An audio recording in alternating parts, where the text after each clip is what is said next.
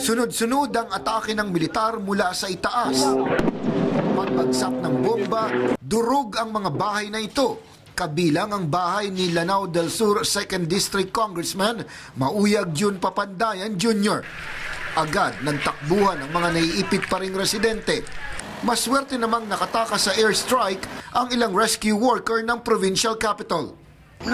Nagsasariling sikap kami na para lumabas kami. Kasi baka bumbahan rin yung sa amin. O baka mapagmalahan kami, naisis kami. Ilang sibilya na ang sugatan ng masabugan ng bomba kahapon. Siguro mga nasa 2-3 yung mga patay doon, baka mas higit pa siguro. Kasi sa time yun, mga 40 kami, mahigit 40. Yung iba namatay. Yung nakita ko doon sa motor, na tricycle, na punong-puno, patay na yung matanda na yung driver. Tapos yung imam sa Marinaot, kasama pa namin yun, nahulog doon sa kanal. Pinapasok na rin ng Special Action Force ng PNP ang mga kalsadang inokupan ng Mauti. Marami pang sibilyan ang kinakailangang ilikas, pero hindi pa mapasok ang kanilang lugar hanggat patuloy ang isinasagawang mga opensiba. Ron Gagalak, ABS-CBN News, Marawi City.